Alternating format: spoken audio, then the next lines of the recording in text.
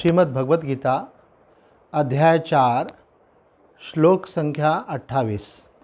द्रव्ययज्ञास्तपो यज्ञा योगयज्ञास्तथा परे स्वाध्याय ज्ञान यज्ञाश्च यतयः संक्षितः व्रता।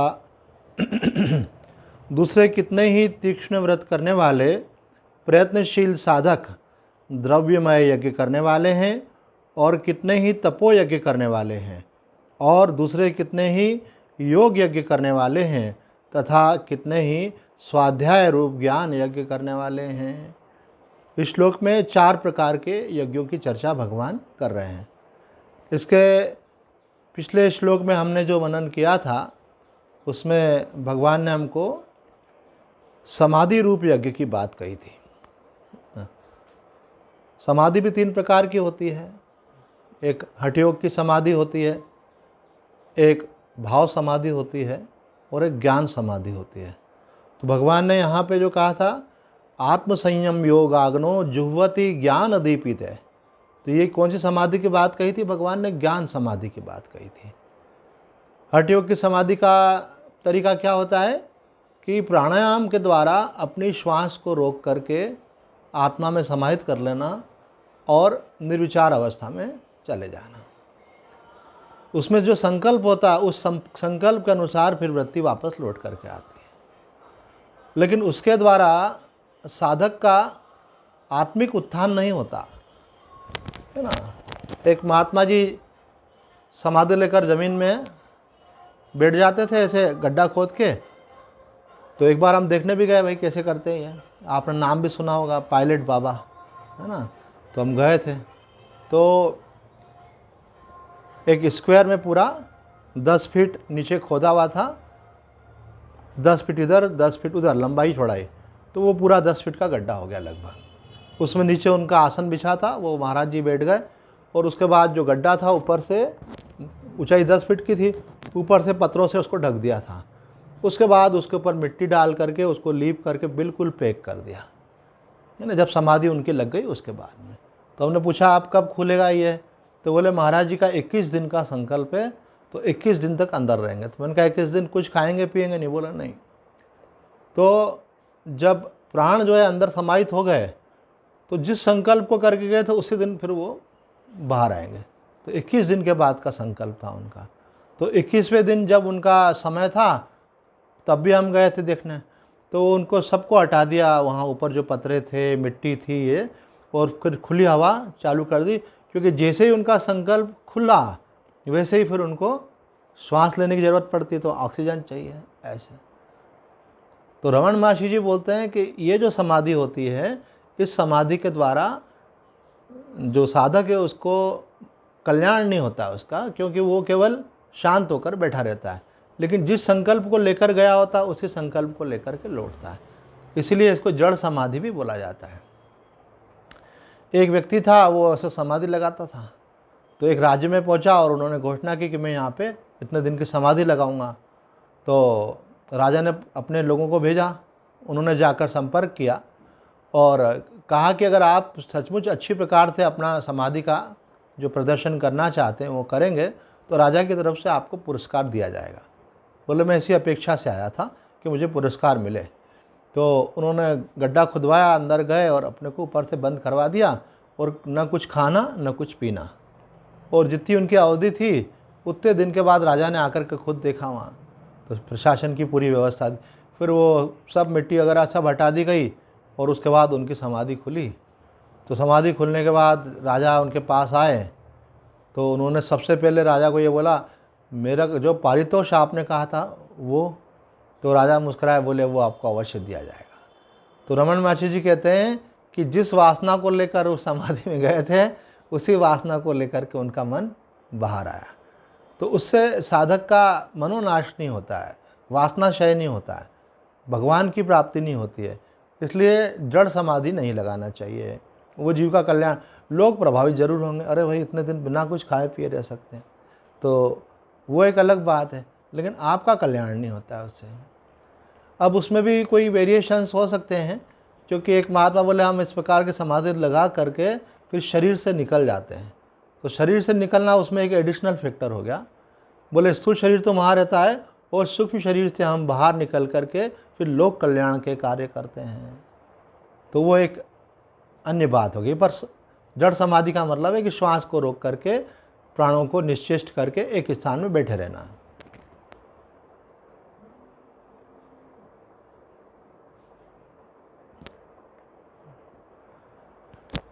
तो दूसरी बात कही थी भाव समाधि। भाव समाधि होता है कि आपको जब भगवान के रूप में प्रेम है, आप भगवान के किसी नाम का मंत्र का जप कर रहे हैं और धीरे धीरे आपका भाव जो है बढ़ता जाता है भगवान के प्रति प्रेम, और भगवान के प्रेम में आपको अपने शरीर की और संसार की सुध-बुध नहीं रहती है। तो ऐसे महात्माओं को हमने देखा है अपना कि भगवान के प्रेम में ऐसा आवेश हुआ और उनको देह की विस्मृति हो गई। तो एक महात्मा जी को देखा तो 3 दिन तक उनको वो भाव की अवस्था थी, तो कुछ ठीक से खा पी भी नहीं पा रहे थे और कोई खिलाता था तो और वैसे बैठे रहते थे। आपने रामकृष्ण परमहंस का भी फोटो देखा होगा, ऐसा हाथ किया हुआ है, बड़ा सुंदर चित्र है उनका। वो माँ के भाव में ऐसे लीन हो जाते थे, फिर उनका देह की और जगत की विस्मृति हो जाती थी। माता आनंदमयी को भी कई बार ऐसे भाव समाधि लग जाती थी। तो वो भगवत प्रेम में जो रहते हैं, भगवत प्रेम में रहने वाले जो लोग हैं, उनको ये अवस्था प्राप्त होती है, भाव समाधि की अवस्था तक वो पहुंच जाते हैं। तीसरी होती है ज्ञान समाधि, जिसकी चर्चा हमने कल विस्तार से की थी। तो ज्ञान समाधि में आपको पहले तो आपका कुछ अंतःकरण शुद्ध होना चाहिए, आपके अंदर वो जो भगवान का ज्ञान है अर्थात तत्व ज्ञान, उसकी जिज्ञासा होना चाहिए कि मुझे वो ज्ञान प्राप्त हो जिस ज्ञान को प्राप्त करके मेरा अज्ञान दूर हो, देहात्म भाव दूर हो, मेरे समस्त दुख जो हैं वो सदा के लिए समाप्त हो जाएं और मुझे परम आनंद की प्राप्ति हो। इसी को मोक्ष भी कहते हैं। मोक्ष का मतलब क्या है? समस्त दुखों की आत्यंतिक निवृत्ति और परम आनंद की प्राप्ति। तो ये ज्ञान समाधि के द्वारा होता है। इसी को हम निर्विकल्प समाधि भी बोलते हैं। निर्विकल्प समाधि में तत्व का स्पष्ट बोध हो जाता है, साक्षात हो जाता है, उसके बाद वृत्ति बाहर आती है, लेकिन उस ज्ञान में व्यक्ति स्थित रहता है, क्योंकि जो अनुभव हो गया वो पक्का हो जाता है व्यक्ति को कि हाँ, मैं तो सच्चिदानंद स्वरूप सर्वव्यापक ब्रह्म हूँ। फिर भले वृत्ति बाहर आने पर देह के साथ व्यावहारिक रूप से तादात्म्य होकर के व्यवहार होता है, लेकिन अंदर ये बोध बना रहता है। जैसे स्वर्णकार को गहनों का व्यवहार करने पर वो बोलेगा ये चूड़ी दे दो, कंगन दे दो, अंगूठी दे दो, लेकिन उसको अंदर ये बोध बना रहता है कि ये सोना है। ऐसे जो ज्ञानी हैं वो सब व्यवहार करते हैं, है ना। जब भोजन करना होगा तो भोजन भी मांगेंगे, जब उनको कहीं जाना होगा तो बोलेंगे भाई कहीं जाना है, लेकिन ये सब व्यवहार करते हुए भी उनको अंदर रहता है ये सब व्यवहार शरीर के स्तर पर है, हम तो वही हैं। कोई ऐसा महापुरुष जो है इस प्रकार से व्यवहार में भी शब्दों का प्रयोग इस प्रकार से करते हैं। हमारे बड़े गुरुजी स्वामी अवधूतानंद जी महाराज, वो कभी जैसे वृंदावन से आते तो बोले ये शरीर, पूछे महाराज जी कहाँ से पधारे आप? बोले अभी वृंदावन से आ रहा है शरीर। महाराज जी प्रसाद में क्या लेंगे? बोले जो भी बना लो, 12 बजे प्रसाद लेते हैं, मतलब भोजन प्रसादी 12 बजे। तो अपने लिए नहीं बोलेंगे कि मैं लूँगा, ऐसा बोलेंगे शरीर 12 बजे प्रसादी लेता है। तो ऐसे महानंद में भी अपने शरीर के लिए मैं शब्द का प्रयोग नहीं करते थे। रामकृष्ण परमहंस भी शरीर के लिए मैं शब्द का प्रयोग नहीं करते थे, क्योंकि वो जानते थे कि शरीर मैं नहीं हूँ। तो ये साधक भी करते हैं कोई लोग ऐसा अभ्यास के लिए कि अपने को ये पक्का हो कि गुरुजी ने बताया है, तो व्यवहार में भी फिर ऐसा बोलने लगते हैं, धीरे धीरे पक्का हो जाता है। कई लोग बोलते नहीं है लेकिन अंदर से ऐसा निश्चय रखते हैं कि शरीर मैं नहीं हूँ, मैं तो साक्षी आत्मा हूँ। तो कहते हैं कि अंतःकरण शुद्ध हो, गुरु के द्वारा ज्ञान का उपदेश हो, फिर उसका मनन करके हमारे संशयों की निवृत्ति हो। उसके बाद फिर जो ये हमारे अंदर विपरीत भावना बैठी हुई है कि मैं शरीर हूँ, इसका संस्कार आसानी से हटता नहीं, इसके लिए फिर ध्यान का अभ्यास किया जाता है। इसी को बोलते हैं निदिध्यासन। निदिध्यासन की परिभाषा है सजाति वृत्ति प्रवाह विजातीय तिरस्कृत। कि आप बैठ गए, सब तरफ से मन हटा लिया शरीर से, और आपके अंदर एक ही भाव है कि मैं सच्चिदानंद स्वरूप आत्मा हूँ, सोहम।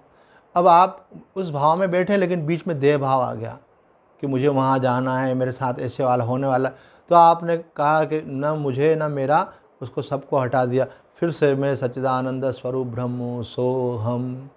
तो आप ऐसा अभ्यास करते हैं, तो धीरे धीरे करके वो अभ्यास जब परिपक्व होता है तो वो धारणा उसके बाद फिर और जब उसके अंदर ड्यूरेशन बढ़ती है तो उसको बोलते हैं ध्यान, और ड्यूरेशन बढ़ती है, आपको संसार का, शरीर का, समय का, स्थान का कोई बोध नहीं रहता है, केवल एक चिन्मय वृत्ति आपकी रहती है, चैतन्य की मैं वही हूँ, उसको बोलते हैं समाधि। तो कल चर्चा की थी हमने, समाधि दो प्रकार की होती है, एक सविकल्प और फिर वृत्ति लीन हो जाने पर निर्विकल्प समाधि की अनुभूति होती है।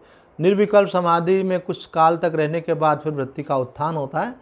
सर, निर्विकल्प समाधि से जो लौटी हुई वृत्ति होती है, बुद्धि होती है, उसमें ब्रह्म स्वरूप का दृढ़ निश्चय होता है, ऐसा आदि शंकराचार्य जी महाराज ने विवेक चूड़ामणि ग्रंथ में कहा है।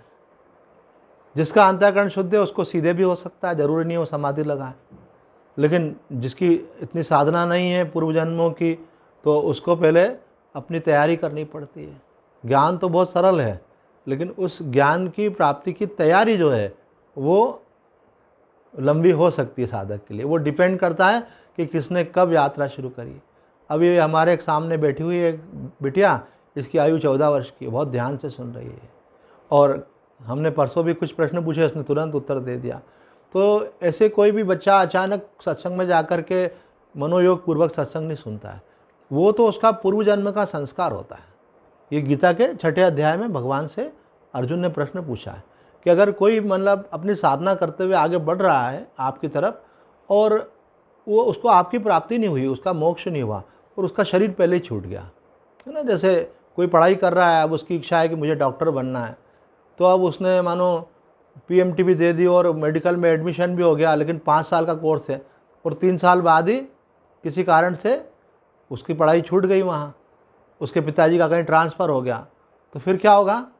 तो वो वहाँ से सर्टिफिकेट लेगा, कॉलेज लिविंग सर्टिफिकेट, फिर जहाँ जाएगा वहाँ पे वो उसको अगर उसमें प्रोविज़न होगा तो वहाँ फिर ज्वाइन करेगा, फिर आगे का 2 साल का कोर्स करेगा, तब जा कर के डॉक्टर बनेगा।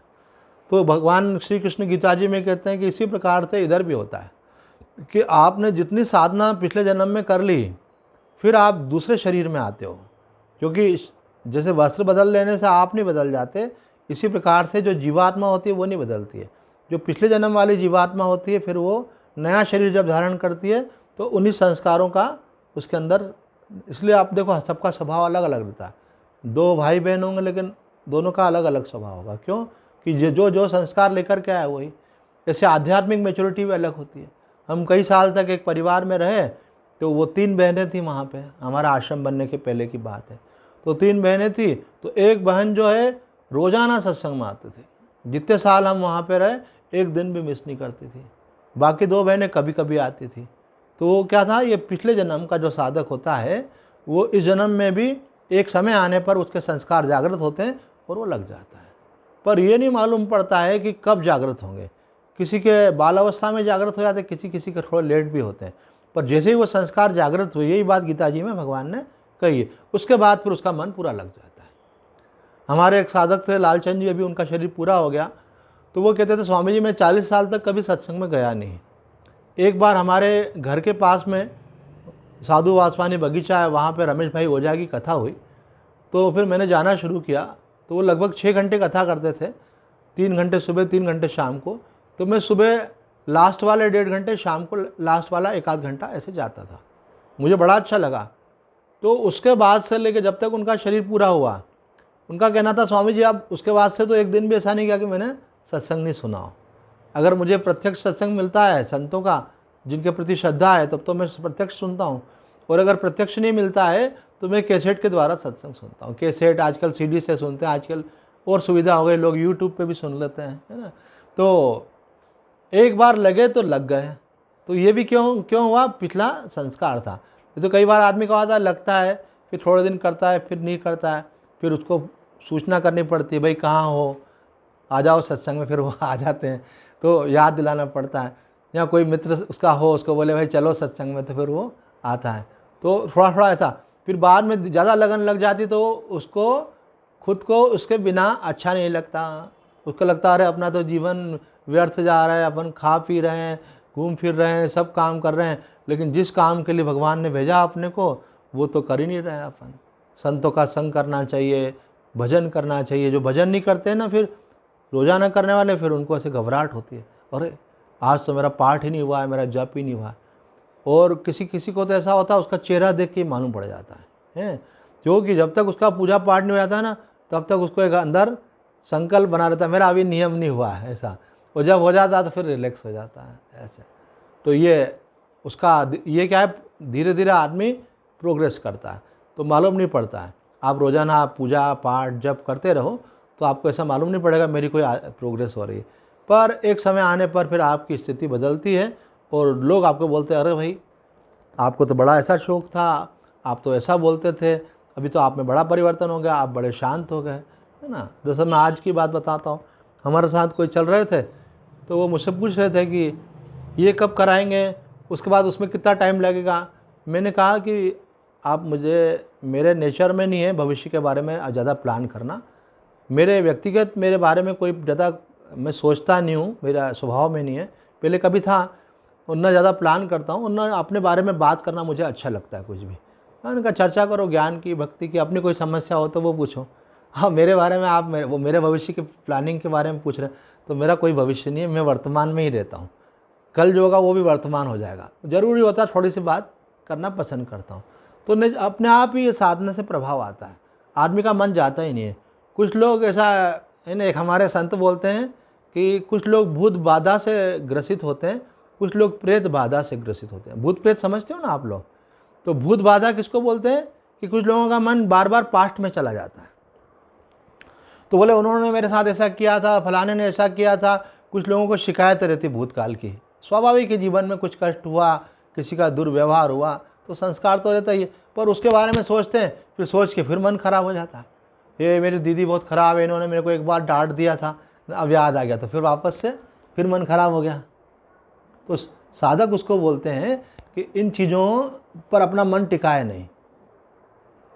क्यों नहीं टिकाए? क्योंकि इस पे मन अगर ले जाएगा तो वो अपने वर्तमान साधन से, भगवत स्मरण से पीछे चला जाएगा। तो साधक को क्या करना चाहिए? बोले नहीं, मुझे पीछे की बातों को भगवान पर छोड़ देना है।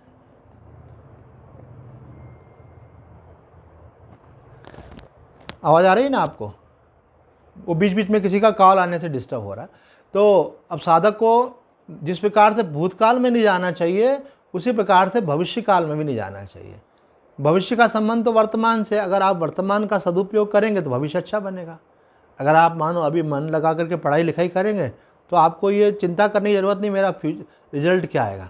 अगर अच्छी पढ़ाई करोगे तो अच्छा रिजल्ट आएगा, और अगर ज़्यादा चिंता करो और पढ़ाई नहीं करो तो कोई रिजल्ट आने वाला नहीं अच्छा। इसलिए भविष्य अच्छा बनाना है तो वर्तमान को अच्छा बनाओ, वर्तमान में रहो। और वर्तमान में भी आध्यात्म की शिक्षा तो ये है कि आज के इस क्षण में आप जीजिए।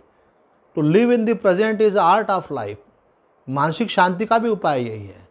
तो भूत और भविष्य के बारे में हमको जो है अपने मन को हटा लेना चाहिए वहाँ से, और वर्तमान में रहना चाहिए।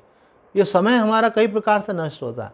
अब जो बीत गया उसको सोचने से कोई लौट के तो आएगा नहीं, उससे शिक्षा ले लेना चाहिए बस।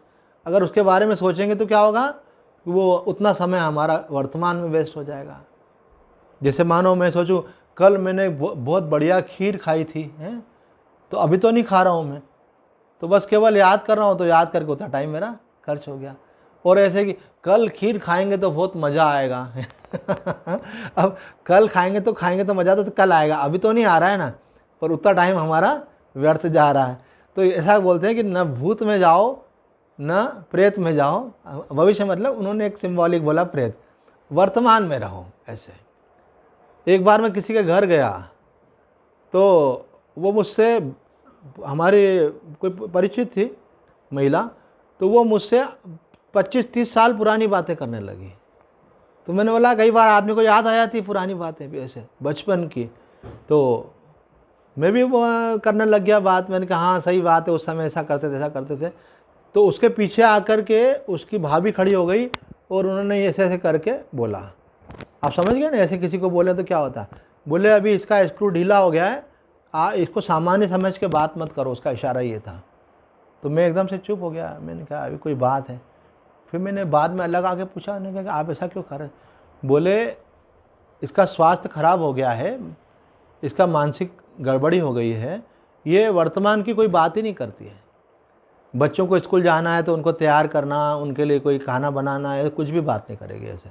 ये बहुत पुरानी पुरानी बातें करती है ऐसे बचपन वाली, और प्रेजेंट की कोई बात नहीं करती। तो मैंने बोला ये क्या, बोला ये भी एक प्रकार का मानस रोग है ना, तो दिखाना पड़ता है मानसिक चिकित्सक को।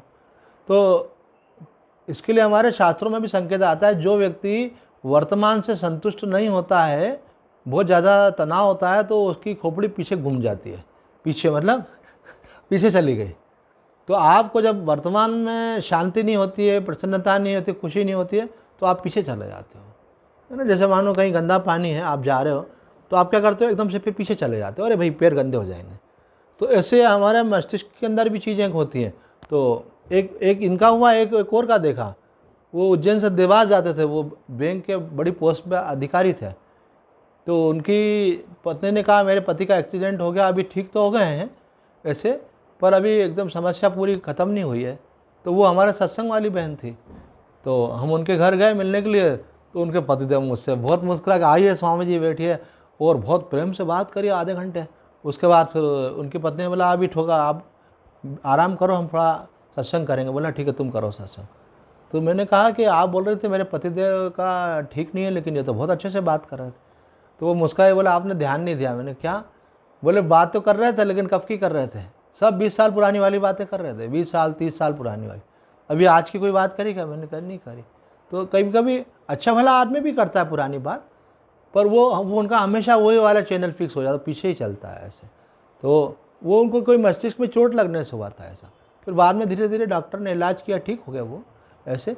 तो ये भूत में रहना भी अपने आप में एक मानस रोग है। आप 5 मिनट के लिए रहते हो तो कोई आपको बीमार नहीं मानता, लेकिन ज़्यादा रहने लग जाओ तो बीमार हो जाता है। ये आध्यात्मिक दृष्टि से भी रोग है, इसको हम आध्यात्म में बोलते भूत बाधा। ये भूत बाधा लग गई कि आप वर्तमान की बातें नहीं करो, पहले ऐसा किया था, अरे भाई किया था उसको छोड़ो, अभी क्या कर रहे हो। एक दिन मैंने इतना बढ़िया खाना खाया, अभी इतना बढ़िया खाया तो अभी थोड़ी पेट भरेगा, आज खाना खाओगे तो आज का पेट भरेगा। एक बार मैंने इतना बढ़िया काम किया था, और पहले वाला काम तो आज काम नहीं आएगा, आज के लिए आपको आज करना पड़ेगा। ये साधक का लक्षण है कि वर्तमान में रहना। कई लोग बहुत प्लानिंग करते हैं, उसको बोलते हैं शेख चिल्ले। तो बोले ज़्यादा आप दूर तक की प्लानिंग नहीं करो आज, क्योंकि समय बदलता है, परिस्थिति बदलती है, उसके अनुसार चीज़ें बदलती चली जाती हैं। आज का हम सदुपयोग करें, ऐसा बोलते हैं। आप प्रकाश जो होता है ना, कोई व्यक्ति एक गांव से दूसरे गांव जाना चाहता था, तो बोले इस अंधकार में मैं कैसे जाऊंगा, रात्रि के समय भेज रहे हैं आप। बोले चिंता की बात नहीं, हमें आपको लालटेन देते। बोले लालटेन से क्या 4 फीट दूर तक दिखेगा, इतनी दूर कहाँ जाऊँगा मैं। बोले आप 4 फीट तो जाइए, जब 4 फीट आगे गए तो आगे का 4 फीट दिखने लगा। तो आप वर्तमान का बेस्ट उपयोग कीजिए। आप जैसे आगे बढ़ेंगे, आगे के आपने को जो परिस्थिति होगी उसके अनुसार आप स्वयं निर्णय ले लेंगे। बहुत अधिक सोचने से केवल टाइम का वेस्टेज होता है। इसका मतलब ये नहीं कि प्लानिंग नहीं करना चाहिए, प्लानिंग करना चाहिए, पर ऐसा नहीं कि 10 साल बाद की प्लानिंग कर रहे हो आप, है ना। आज जो आपको करना है उसको किस दिशा में लेके जाना है, वो योजना बना करके आगे बढ़ना चाहिए। तो यहाँ हम कल चर्चा कर रहे थे ज्ञान यज्ञ की, प्रसंग बदल गया। तो ज्ञान यज्ञ में हमने चर्चा की थी कि गुरु से श्रवण करना चाहिए, मनन करना चाहिए, और उसके बाद निदिध्यासन अर्थात माँ ब्रह्माकार आत्माकार वृत्ति का अभ्यास। उसमें समाधि की जब अनुभूति होती है तो समाधि से लौटी हुई बुद्धि होती है, उसमें वो पात्रता होती है, उसको वो दृढ़ निश्चय हो जाता है। जीवन मुक्त किसे कहते हैं? जीवन मुक्त उसे कहते हैं जैसे साधारण मनुष्य होता है, उसको ऐसा पक्का रहता है कि मैं अमुक का पुत्र हूँ, अमुक जाति का हूँ, अमुक वर्ण का हूँ, है ना, अमुक मेरी आयु है, ये सब पक्का रहता है। तो उसी प्रकार से जो जीवन मुक्त है उसको ये बिल्कुल दृढ़ निश्चय रहता है कि मैं शरीर नहीं हूँ, मैं नित्य शुद्ध बुद्ध सच्चिदानंद स्वरूप आत्मा हूँ। और इसमें जरा भी संशय नहीं रहता है, उस ज्ञान में स्थिति रहती है। व्यवहार सब करता है लेकिन अंदर से पक्का रहता है कि मैं सच्चिदानंद स्वरूप आत्मा हूँ। शरीर है तो व्यवहार तो होगा जब तक शरीर है ना। जैसे अपन पंखा चल रहा है, लाइट चली जाए, लेकिन जब तक मोमेंट ऑफ इनर्शिया है उसी कारण से थोड़ी देर तक तो पंखा चलता रहेगा। आपको ज्ञान हो गया लेकिन प्रारब्ध के कारण शरीर चलता रहेगा। जब प्रारब्ध तो पूरा हो जाएगा तो शरीर से छुटकारा होगा। जिसको ज्ञान हो गया उसका शरीर अगर छूट जाता है तो उसको कोई दुख नहीं होता है। क्यों नहीं होता है?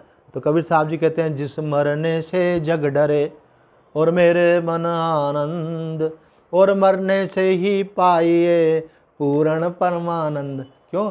शरीर रहेगा तो कुछ न कुछ चलता रहेगा। शरीर को मेंटेन करने के लिए भी कुछ कुछ करना पड़ता है। कई लोग काम करते रहते हैं, कई लोग व्यायाम करते रहते हैं, बोले बैठेंगे तो बैठ जाएंगे, इसलिए कुछ करना पड़ेगा। तो अब ये भी मजबूरी है ना, शरीर को स्वस्थ रखना है तो आपको फिजिकल एक्टिविटी करना ही पड़ेगी। शरीर को स्वस्थ रखना है तो आपको रोज़ इसको नहलाओ, रोज़ खाना खिलाओ, रोज़ इसको सुलाओ, है ना। कोई बीमारी लग गई तो दवा खिलाओ इसको, और क्या क्या चलता रहता है। इसके अलावा भी कितनी समस्या है। बोले कि भले ज्ञान हो जाए तो भी शरीर अपने आप में एक समस्या है।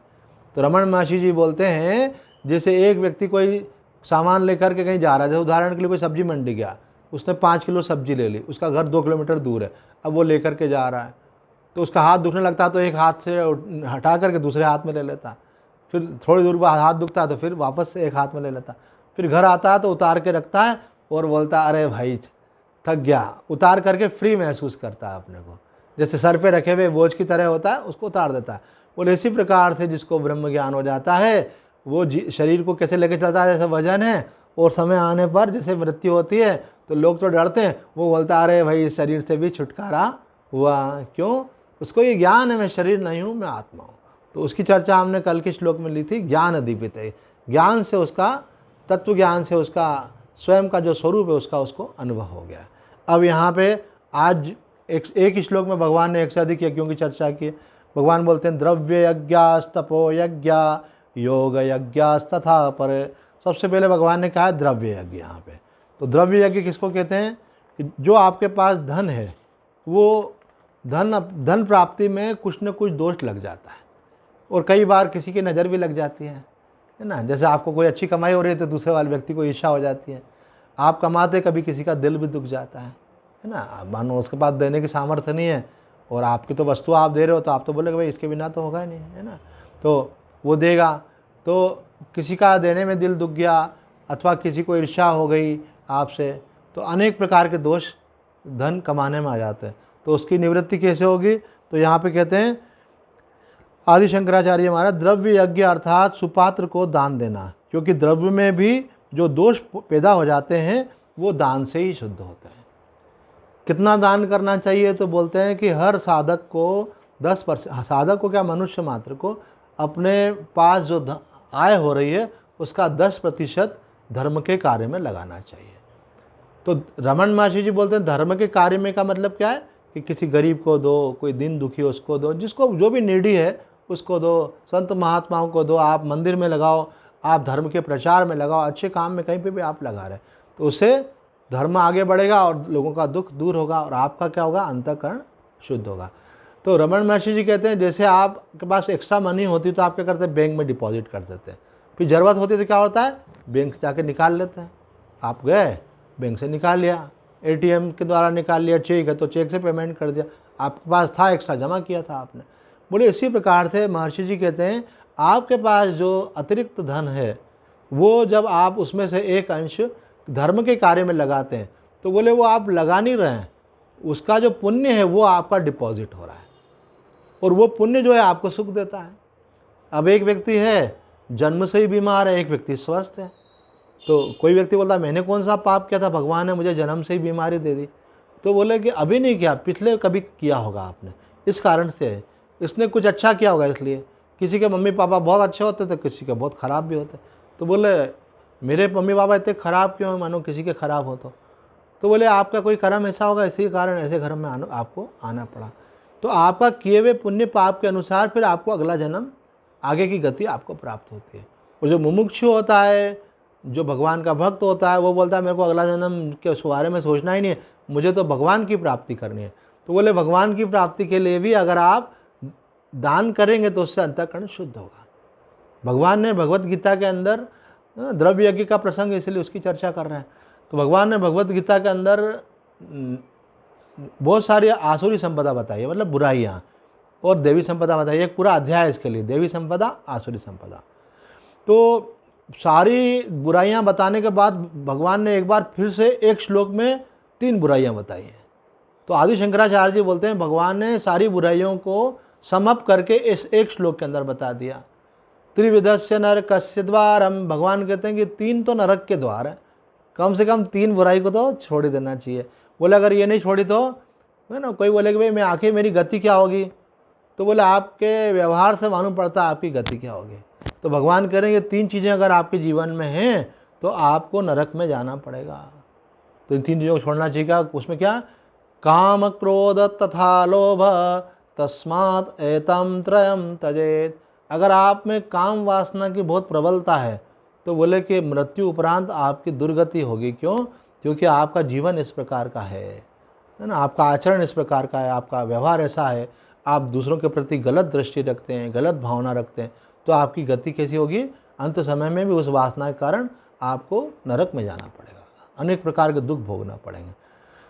दूसरा भगवान ने कहा है काम के वाला, दूसरा लोभ, कि जहाँ खर्च करना चाहिए वहाँ भी खर्च नहीं कर पाया आदमी, है ना। कोई व्यक्ति भूखा है अपने सामने, तो आप उसको रोटी दे सकते तो रोटी नहीं दे रहे हो आप, तो बोले ये क्या है? आपका लोभ है। और जो आपको प्राप्त है उसमें आपको संतोष नहीं है, आप बोलते हो और अधिक और अधिक और अधिक, इकट्ठा करते जा रहे हो, मन ही नहीं भर रहा है ना। जो भगवान ने तो पहले बोला था कि जो प्राप्त है वो पर्याप्त है, लेकिन इनका मामला उल्टा रहता है, उनको हमेशा अपर्याप्त लगता है, वो बोलते हैं और चाहिए ऐसे। तो वो लालच जिसको बोलते हैं। तो लालच के कारण क्या होता है? उनकी सारी ऊर्जा धन संग्रह में लग जाती है। कई लोगों को तो इतनी लालच हो जाती है कि वो इकट्ठा करने में इतना मन चला जाता है कि खुद पे भी नहीं खर्च कर पाते, परिवार वालों पे भी खर्च नहीं कर पाते, धर्म के कार्य की बात तो दूर रही, और आखिरी के समय उनको उसी का चिंतन होता है ना। ये जगह गुरुवाणी का पाठ सुन रहे थे तो उसमें भी आया कि जिनको धन में आसक्ति होती है, मरने के बाद उनको सर्प योनि में जाना पड़ता है। ये हमारे यहाँ पुराणों में भी आता है इस प्रकार से। तो उनको नरक आदि भोगने के बाद फिर उन योनियों में जाना पड़ता है। तो इसलिए आदमी को लोभ का त्याग करना चाहिए। अब लोभ का त्याग कैसे होगा? तो कहते हैं लोभ का त्याग होगा दान से, उसके अलावा कोई उपाय नहीं है। एक बात पक्की मान के चलो, जो अपने अर्जित धन का 10% दान करता है वो, उसके अंदर लोभ रह ही नहीं सकता, क्योंकि दान वही व्यक्ति दे पाता है जो लोभी नहीं है। अगर लोभी होगा तो उसको देने में, एक व्यक्ति ने बोला स्वामी जी मैं दान तो करता हूँ लेकिन मेरा मन खराब हो जाता है। मैंने बोला क्यों? बोले इतना मैंने क्यों दे दिया, तो मैंने इतना कमाया उस पर ध्यान नहीं जाता। तो मैंने कहा धीरे धीरे सब ठीक हो जाएगा, जैसे दवाई लेने से कड़वी लगती है लेकिन बीमारी ठीक हो जाती है ऐसे। तो साधक को इस बात का भी ध्यान रखना चाहिए। कई बार आदमी सोचता नहीं, हो जाए जब मौका आएगा दे देंगे, जहाँ ज़रूरत होगी कर देंगे, पर अपने मन में ऐसी योजना रखनी चाहिए कि हमको जो है अपने पास जो धन प्राप्त हो रहा है उसका एक अंश धर्म के कार्य में खर्च करना चाहिए। अभी देखो विदेशों से बहुत अधिक पैसा मुसलमानों को आता है, ऐसी कंट्री से वहाँ से आ रहा है। तो अभी ये हमारी जो बहन बेटियाँ उनको पटाने के लिए उनको बाइक दी जाती है, मोबाइल दिया जाता है, कहाँ से? मस्जिद से। और अगर वो हिंदू लड़के से शादी कर लें तो उनको नौकरी दी जाती है। ये सब हमको पक्के स्तर पे मालूम है। तो ये सब चीज़ें क्यों पाती हैं? वो उनके धर्म का प्रमोट करने के लिए और हिंदू धर्म को कमज़ोर करने के लिए वो पैसा लगा रहे हैं। ऐसे अभी कोई 2 दिन पहले किसी घर गए थे, बोला हमारे उल्लासनगर बॉम्बे में बहुत सारे परिचित हैं, कई लोग जो हैं वो ईसाई बन गए, उनको वहाँ बड़ा प्रलोभन दिया गया, बड़ा मौका दिया। तो धर्म परिवर्तन कर देते हैं इस प्रकार से। तो धर्म परिवर्तन में ये धन उनका होता है। कई लोगों को इलाज नहीं हो पाता है, कई लोगों के बच्चों को शिक्षा नहीं मिलती, कई लोग वहाँ प्रलोभन देते हैं हम आपका इलाज कराएंगे, हमको शिक्षा देंगे, आप हमारे धर्म में आ जाओ। तो गरीब व्यक्ति होता है तो बोलता है चलो भाई इलाज हो जाएगा, पढ़ाई हो जाएगी अपनी, है ना। तो हमने भी खुद पर्सनली भी देखा है कि कुछ लोगों ने धर्म परिवर्तन करा, हमने पूछा कि ऐसा क्यों कर लिया, तो उन्होंने कहा हमारा हिंदुओं ने कौन सा साथ दिया। तो हम धन इकट्ठा करने में लग जाते हैं, हमको गरीबों का साथ देना चाहिए, दिन दुखियों का साथ देना चाहिए। कोई शिक्षा नहीं ले पा रहा है तो उसको सहयोग करना चाहिए, किसी का इलाज नहीं हो पा रहा उसमें सहयोग करना चाहिए, और ध्यान देना चाहिए कोई व्यक्ति उस तरफ झुक तो नहीं रहा है, अपनी तरफ उसको लेने का प्रयास करना चाहिए। तो यहाँ कह रहे हैं कि धन का उपयोग यही है कि आपका जीवन बढ़िया से चले, बाकी तो आप छोड़ के जाओगे, तो छोड़ के मत जाओ, उसको लेके जाओ। किस रूप में? पुण्य के रूप में लेके जाओ। जो धर्म का कार्य करेंगे उससे पुण्य मिलेगा। आपके आसपास के वातावरण में, आपके यहाँ जो कर्मचारी काम कर रहे हैं, जहाँ भी, जो पूरी दुनिया का भला आप नहीं कर सकते, जो आपके लेकिन निकट में जो भी आता है, जो नीडी है, उसको हेल्प जरूरी करना चाहिए। तो भगवान कहते हैं ये द्रव्य यज्ञ है, बाकी 3 यज्ञ इसमें और भी कहें, तपो यज्ञ, योग यज्ञ, स्वाध्याय यज्ञ, उसकी चर्चा कल के सत्संग में करेंगे। आज इतना ही कहकर अपनी वाणी को विराम देते हैं। ओम पूर्णमद पूर्णमिदं पूर्णात् पूर्णमुदच्यते पूर्णस्य पूर्णमादाय पूर्णमेवावशिष्यते। ओम शांति शांति शांति। हरि ओम तत्सत।